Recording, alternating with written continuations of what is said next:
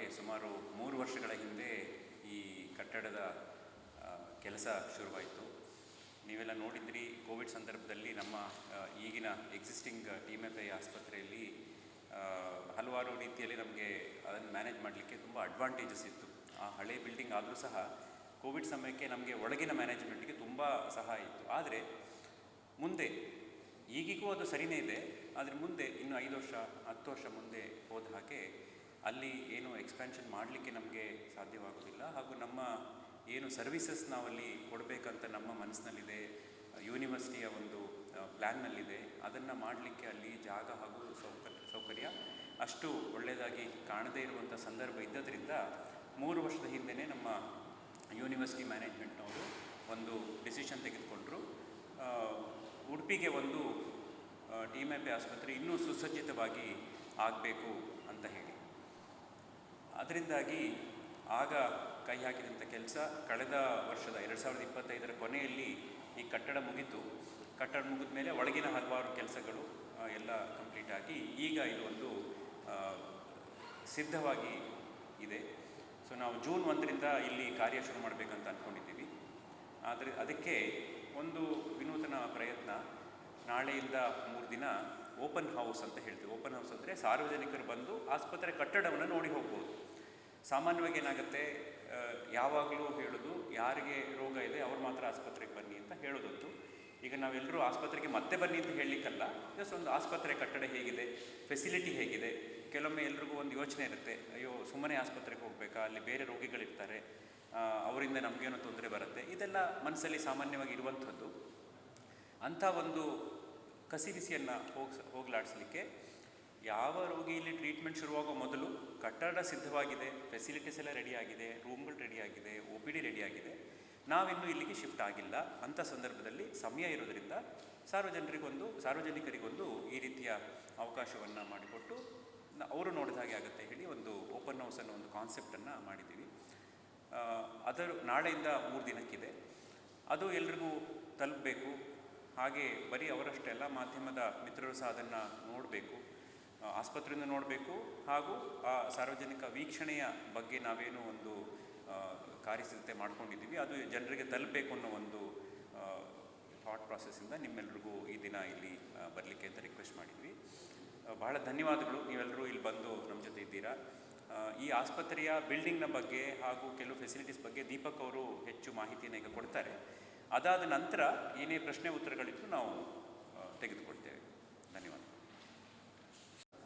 ಇದು 152 bed hospital ಆಗಿರುತ್ತದೆ. Basement, ground plus 6 floors ಉಂಟು. ಒಟ್ಟಿಗೆ 8 ಫ್ಲೋರ್ ಆಗಿರ್ತದೆ. 1 ಎಕರೆ 40 ಸೆಂಟ್ಸಲ್ಲಿ ಬಂದಿರೋದು. ನಾವು ಇದರಲ್ಲಿ ಇಂಪಾರ್ಟೆನ್ಸ್ ಕೊಟ್ಟದ್ದು ಪೇಷಂಟ್ ಫ್ಲೋ, ಪೇಷಂಟಿಗೆ ಯಾವ ರೀತಿಯಲ್ಲಿ ಕನ್ವೀನಿಯನ್ಸ್ ಆಗ್ತದೆ ಅಂತ ಹೇಳಿಬಿಟ್ಟು. ಈಗ ನಮಗೆ ಈಚೆ ಸಿಟಿ ಸೈಡಲ್ಲಿ ಸಹ ಎಂಟ್ರಿ ಉಂಟು, ಆಚೆ ನಮಗೆ ಹೈವೇ ಸೈಡಿಂದ ಸಹ ಎಂಟ್ರಿ ಉಂಟು. ಈಗ ಎಮರ್ಜೆನ್ಸಿ ಮತ್ತು ಟ್ರಾಮಾ 24 ಗಂಟೆ ಸರ್ವಿಸಸ್ ಇರೋದು, ಅದಕ್ಕೆ ಬೇರೆ ಎಂಟ್ರಿ ಕೊಟ್ಟಿದ್ದೇವೆ. ಸೊ ನಾರ್ಮಲ್ ಫ್ಲೋ ನಾವು ಡಿಸ್ಟರ್ಬ್ ಮಾಡಬಾರ್ದು ಅಂತ ಹೇಳಿ, ಅದಕ್ಕೂ ಪೇಷಂಟ್ ಕನ್ವೀನಿಯನ್ಸ್ಗೋಸ್ಕರ ಫಸ್ಟ್ ಟೈಮು ನಾವು ಎಸ್ಕಲೇಟರನ್ನು ಇಂಟ್ರೊಡ್ಯೂಸ್ ಮಾಡಿದ್ದೇವೆ. ಅದರೊಟ್ಟಿಗೆ 4 ಹೈ ಸ್ಪೀಡ್ ಲಿಫ್ಟ್ಗಳು ಸಹ ಉಂಟು. ಮತ್ತು ಪ್ರತಿಯೊಂದು ಫ್ಲೋರಲ್ಲಿ ಆಕ್ಸೆಸಿಬಲ್ ಟಾಯ್ಲೆಟ್ಸ್ ಸಹ ವ್ಯವಸ್ಥೆ ಕೊಟ್ಟಿದ್ದೇವೆ. ಈಗ ಇನ್ನೊಂದು ಏನು ಅಂತ ಹೇಳಿದರೆ, ಲೇಬರ್ ಸೂಟ್ಸ್ ಅಂತ ಮಾಡಿದ್ದೇವೆ. ಎಲ್ಲಿ ಅಂತ ಹೇಳಿದರೆ ಇಂಡಿವಿಜುವಲ್ ಸೂಟ್ಸ್ ಇರ್ತದೆ ಡೆಲಿವರಿ ಆಗಲಿಕ್ಕೆ, ನಾರ್ಮಲ್ ಡೆಲಿವರಿ. ಮತ್ತು LT ಸೂಟ್ಸ್ ಪಕ್ಕವೇ ಆಪರೇಷನ್ ಥಿಯೇಟರ್ ಮಾಡಿದ್ದೇವೆ. ಸ್ಟೇಟ್ ಆಫ್ ದ ಆರ್ಟ್ ಅದು, ವಿತ್ ಲ್ಯಾಮಿನಾರ್ ಫ್ಲೋರ್, 4 OTಗಳು ಉಂಟು. ಈಗ ಫಸ್ಟ್ ಫ್ಲೋರಲ್ಲಿ ನಾವು ತಗೊಂಡ್ರೆ ICUದು ವ್ಯವಸ್ಥೆ ಮಾಡಿದ್ದೇವೆ. ಅದರಲ್ಲಿ ಹೇಗೆ ಅಂತ ಹೇಳಿದರೆ, ನಾವು ದೊಡ್ಡ ದೊಡ್ಡ ಕಿಟಕಿಗಳು ಕೊಟ್ಟಿದ್ದೇವೆ ICU ಹತ್ರ. ಸೊ ಯಾಕೆಂತ ಹೇಳಿದರೆ ಯೂಶಲಿ ಡಾರ್ಕ್ ಸ್ಪೇಸ್ ಆಗಿರ್ತದೆ ICU ಅಲ್ಲಿ, ಇಲ್ಲಿಂದ ಅವರಿಗೆ ನ್ಯಾಚುರಲ್ ಆಗಿ ಹೊರಗೆ ನೋಡಲಿಕ್ಕೆ ಸಾಧ್ಯತೆ ಇರ್ತದೆ. ಸೊ ಅಲ್ಲಿ ಅವರದು ರಿಕವರಿ ಟೈಮ್ ಬೇಗ ಆಗುವ ಸಾಧ್ಯತೆ ಉಂಟು ಅಂತ ಹೇಳಿಕೊಂಡು. ಮತ್ತು ರೂಮ್ಸಿದು ಪರಿಚಯ ಹೇಳಬೇಕಂತ ಹೇಳಿದರೆ, ನಮ್ಮಲ್ಲಿ general wards, semi special, special ಹಾಗೂ ಅಲ್ಟ್ರಾ ಸ್ಪೆಷಲ್ ವ್ಯವಸ್ಥೆಗಳು ಇದೆ. ಡಯಾಲಿಸಿಸ್ ನಮ್ಮದು ಇನ್ನೊಂದು ಮುಖ್ಯವಾದ ಸರ್ವಿಸು. ಇಲ್ಲಿ 24 ಗಂಟೆ ನಮ್ಮದು ಎಕ್ಸಿಸ್ಟಿಂಗ್ ಹಾಸ್ಪಿಟ್ಲಲ್ಲಿ 4 ಡಯಾಲಿಸಿಸ್ ಮಿಷನ್ ಇರ್ತದೆ. ಪೇಷಂಟ್ಸ್ ರಿಕ್ವೆಸ್ಟಿಂದ ನಾವು 8 ಮಾಡಿದ್ದೇವೆ. ಸೊ 4ರಿಂದ 8 ಡಯಾಲಿಸಿಸ್ ಮಿಷನಿನ ವ್ಯವಸ್ಥೆಯನ್ನು ಮಾಡಿದ್ದೇವೆ. ಇನ್ನೊಂದು ಏನು ಅಂತ ಹೇಳಿದರೆ preventive health check launch. So prevention is better than cure ಅಂತ ಹೇಳ್ತೇವೆ. ಸೊ ಅದಕ್ಕೆ ಜಾಸ್ತಿಯಾಗಿ ಇಂಪಾರ್ಟೆನ್ಸ್ ಕಮ್ಯುನಿಟಿಗಳಿಗೆ ಪ್ರಿವೆಂಟಿವ್ ಹೆಲ್ತ್ ಚೆಕ್ಕಿಗೆ ಅಂತ ಹೇಳಿ ಅದು ಸೌಲಭ್ಯವು ನಾವು ಈ ಕಟ್ಟಡದಲ್ಲಿ ಸ್ಟಾರ್ಟ್ ಮಾಡಿದ್ದೇವೆ. ಓವರಾಲ್ ಇದೆಲ್ಲ ಸರ್ವಿಸಸ್ ಇಲ್ಲಿ ಉಂಟು. ಮತ್ತು ಎಲ್ಲ ಎಕ್ಸಿಸ್ಟಿಂಗ್ ಹಾಸ್ಪಿಟ್ಲಲ್ಲಿ ಯಾವುದೆಲ್ಲ ಫೆಸಿಲಿಟೀಸ್ ಉಂಟು, ಸಹಕಾರ ಉಂಟು, ಎಲ್ಲದೂ ಸೇಮ್ ಆಗಿ ಕಂಟಿನ್ಯೂ ಆಗ್ತದೆ. ಪ್ಲಸ್ ಇನ್ನೊಂದು ಮುಖ್ಯವಾದದ್ದು ಪ್ರೈಸ್. ಇನ್ನು ಪ್ರೈಸಿಂಗ್ ನಮ್ಮದು ಅಲ್ಲಿ ಮತ್ತು ಇಲ್ಲಿ ಆಲ್ಮೋಸ್ಟ್ ಸೇಮ್ ಇರ್ತದೆ.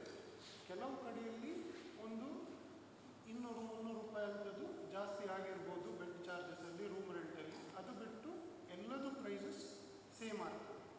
80% ಈ ಬಿಲ್ಡಿಂಗಲ್ಲಿ ಏರ್ ಕಂಡೀಷನ್ ಫೆಸಿಲಿಟಿ ಉಂಟು.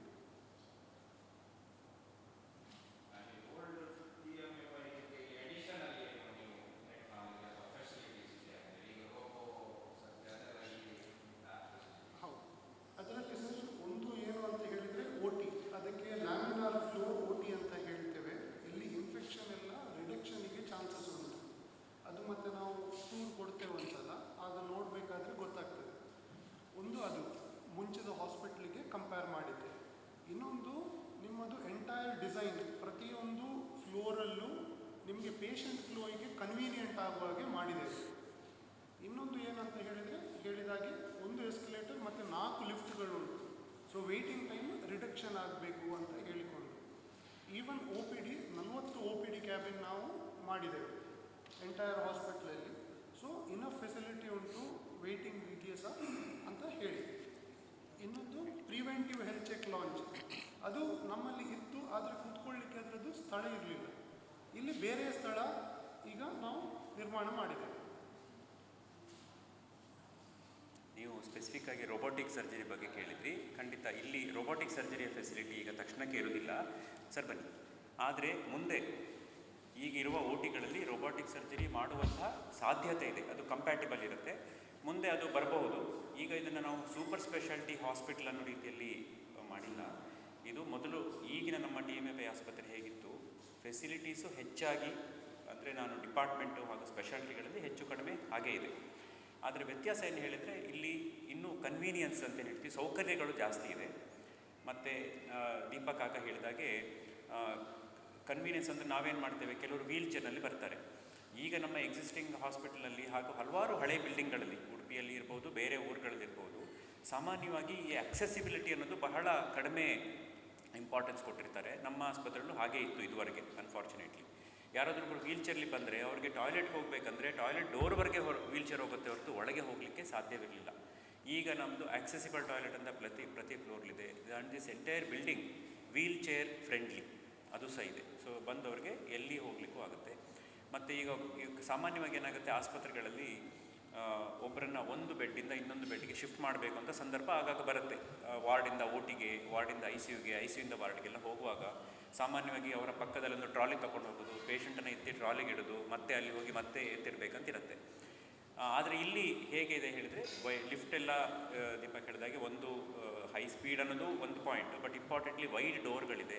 ಅದರಿಂದಾಗಿ ಎಂಟೈರ್ ಬೆಡ್, ಪೇಷಂಟ್ ಯಾವ ಬೆಡ್ಡಲ್ಲಿದ್ದಾರೆ ಆ ಬೆಡ್ಡನ್ನೇ ನಾವು ಮೂವ್ ಮಾಡಿ ಪೇಷಂಟನ್ನು ಶಿಫ್ಟ್ ಮಾಡುವಂತಹ ಒಂದು ಅವಶ್ಯಕತೆನ ಕಮ್ಮಿ ಮಾಡ್ತೇವೆ. ಸೊ ಆ ರೀತಿ ಎಲ್ಲ ಸೌಕರ್ಯಗಳಿವೆ.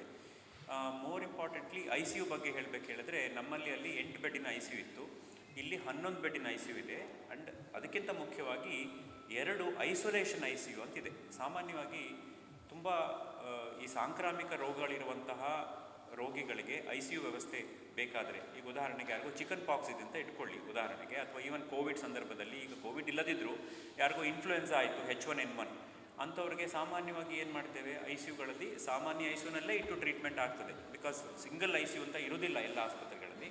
ಆದರೆ ಈ ಆಸ್ಪತ್ರೆಯಲ್ಲಿ 2 ಬೆಡ್ಡು ಐಸೋಲೇಷನ್ ICU ಇದೆ. ಐಸೋಲೇಷನ್ ವಾರ್ಡ್ ಎಲ್ಲ ಕಡೆ ಇರುತ್ತೆ, ಆದರೆ ಐಸೋಲೇಷನ್ ICU ಅಂತ ಇರೋ ಸಾಧ್ಯತೆಗಳು ಎಲ್ಲ ಕಡೆ ಕಡಿಮೆ. ಇಲ್ಲಿ 2 ಐಸೋಲೇಷನ್ ICU ಅಂತಿದೆ. ಅಂದರೆ ಇಂಡಿವಿಜುವಲ್ ರೂಮ್ಸ್ ಅಲ್ಲಿ ಅವರಿಗೆ ಇಂಡಿವಿಜುವಲೈಸ್ ಟ್ರೀಟ್ಮೆಂಟು, ವೆಂಟಿಲೇಟರ್ಸ್ ಅಲ್ಲೇ ಯೂಸ್ ಮಾಡೋದು ಸಂದರ್ಭ ಸಹ ಇದೆ. ಅದಲ್ಲದೆ 9 ಕಾಮನ್ ICU ಇದೆ. ಈ ರೀತಿ ಇದೊಂದು ಅಡಿಷನಲ್ ಸೌಕರ್ಯ. OTಯಲ್ಲಿ ನಮ್ಮ ಅಲ್ಲಿದ್ದ OTಗಿಂತ ಇದು ಬೆಟರ್, ಒಳ್ಳೆಯ ಸೌಕರ್ಯಗಳಿರುವಂಥ OT. ಲಮೈನಾರ್ ಫ್ಲೋ ಅಂತ ಹೇಳೋದು ಅದು ಹೊಸದಂದರೆ ಈಗ ಇತ್ತೀಚಿದಲ್ಲ, ಸುಮಾರು 10 ವರ್ಷ 12 ವರ್ಷ ಹಳೆ ಒಂದು ವ್ಯವಸ್ಥೆ.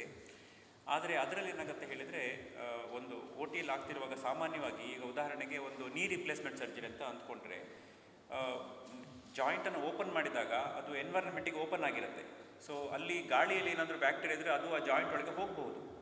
ಲಮೈನಾರ್ ಫ್ಲೋನಲ್ಲಿ ಗಾಳಿಯ ಮೂಮೆಂಟ್ ಹೇಗಿರುತ್ತೆ ಅಂದರೆ, ಅವರ ಆಪರೇಷನ್ ಟೇಬಲಿಂದ ಗಾಳಿ ಹೊರಗೆ ಹೋಗುತ್ತೆ ಹೊರತು ಒಳಗೆ ಬರೋದಿಲ್ಲ. ಅದಕ್ಕೆ ಲಮೈನಾರ್ ಅಂದರೆ ಲೇಯರ್ ಅಂತ, ಲೇಯರ್ಡ್ ಫ್ಲೋ ಇರುತ್ತೆ ಒಳಗೆ.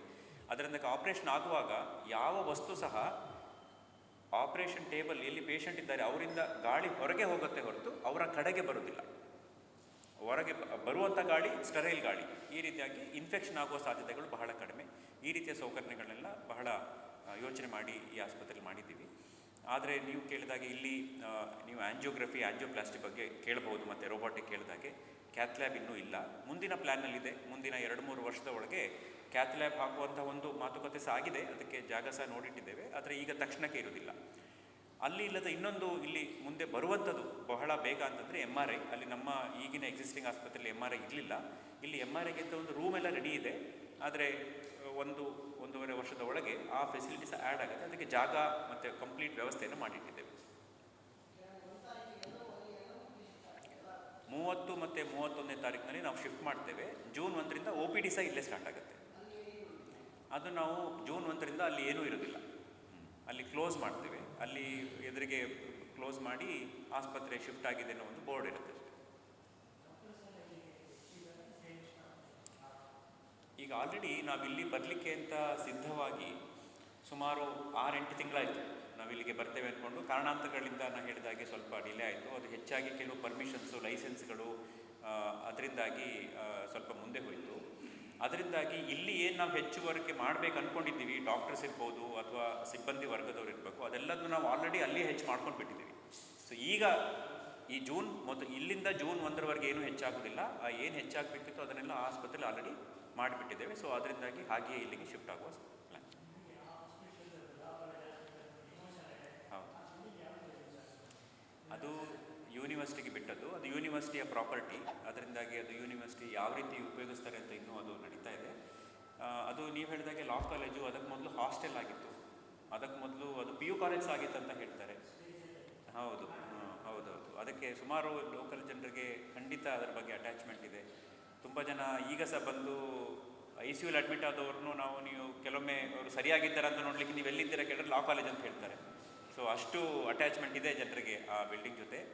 ಅಷ್ಟೇ ಅಲ್ಲ, ನಮಗೂ ಸಹ ಇದೆ. ನಾನು ಸಹ ಸುಮಾರು ಒಂದು 25-26 ವರ್ಷದಿಂದ ಅದೇ ಬಿಲ್ಡಿಂಗ್ನಲ್ಲೇ ಇದ್ದದ್ದು, 2000 ಇಸ್ವಿಯಿಂದ. ಸೊ ಆ ಅಟ್ಯಾಚ್ಮೆಂಟ್ ನಮಗೂ ಇದೆ. ಆದರೆ ಸಮಯ ಬಂದಾಗ ನಾವು ಆಗಲೇಬೇಕು.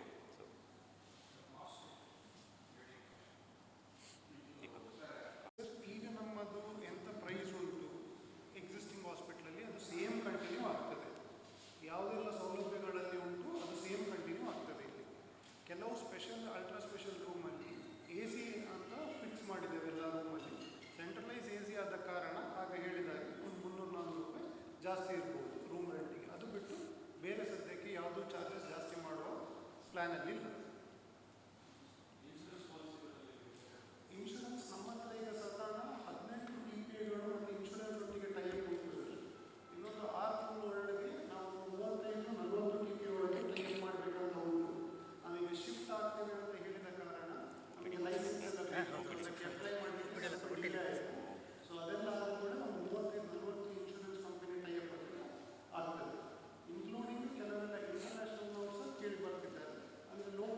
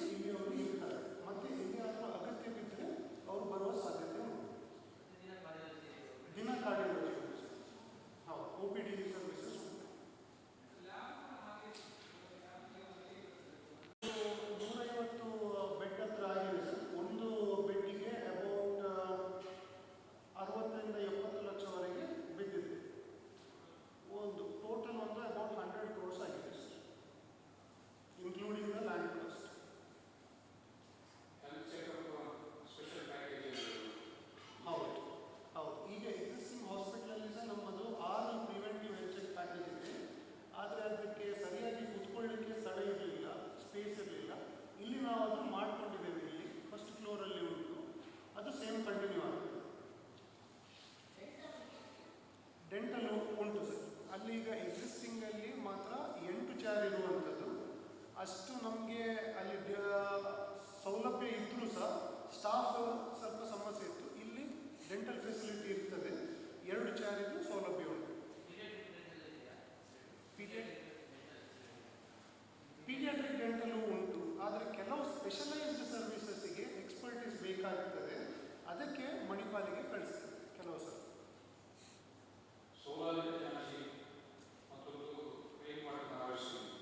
ಹೌದು ಹೌದು, ರೈನ್ ವಾಟರ್ ಹಾರ್ವೆಸ್ಟಿಂಗ್ ಅಂತ ಹೇಳಿದರೆ ಇದರಲ್ಲಿ ಗ್ರೌಂಡ್ ವಾಟರ್ ಸ್ವಲ್ಪ ಹೈ ಲೆವೆಲಲ್ಲೇ ಉಂಟು ಸರ್. ಸೊ ರೈನ್ ವಾಟರ್ ಹಾರ್ವೆಸ್ಟಿಂಗಿಗೆ ಫೆಸಿಲಿಟಿ ಉಂಟು, ಅದು ಜಾಸ್ತಿ ಮಾಡಲಿಕ್ಕೆ ಆಗಲಿಕ್ಕಿಲ್ಲ.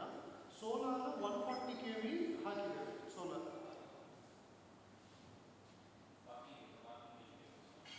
ಪಾರ್ಕಿಂಗ್ ಒಂದು 80-100 ಹತ್ರ ಇಲ್ಲಿ ಸೌಲಭ್ಯ ಉಂಟು ಸರ್. ಇದು ಇನ್ಕ್ಲೂಡಿಂಗ್ ನಾನು ಹೇಳ್ತಾ ಇರೋದು, ಎದುರುಗಡೆ ಈಗ ಜಾಗ ತಗೊಂಡಿದ್ದೇವೆ ನಾವು, ಅದೀಗ ಸರಿ ಮಾಡಿಕೊಂಡು ಲೆವೆಲ್ ಮಾಡಿ ಅಲ್ಲಿ ಸಹ ಮಾಡ್ತೇವೆ. ಮುಂದೆ ಎಕ್ಸ್ಪಾನ್ಷನಿಗೆ ಅದು ಜಾಗ ಯೂಸ್ ಮಾಡ್ತೇವೆ. ಇಲ್ಲಿ ಹೈವೇ ಸೈಡಲ್ಲಿ ಎದುರುಗಡೆ ಒಂದು 17 ಸೆನ್ಸಿದು ಜಾಗ ಈಗ ತಗೊಂಡಿದ್ದೇವೆ. ಅಲ್ಲ, ಇದು 2 ಸೈಡ್ ಉಂಟು ಸರ್. ಇದು ನಾವು ಸಿಟಿ ಎಂಟ್ರೆನ್ಸ್, ಅಂದರೆ ಊರ ಸೈಡಿಂದ ಬರುವವರೆಲ್ಲ ಜಾಸ್ತಿ ಜನ ಈ ಸೈಡಿಂದ ಬರಬೇಕಂತ ಹೈವೇ ಸೈಡಲ್ಲಿ ಸಹ ಉಂಟು ಸರ್. 2 ಎಂಟ್ರಿ ಉಂಟು ಓಪನ್, ಅದು 24/7 ಓಪನ್ ಇರುತ್ತೆ.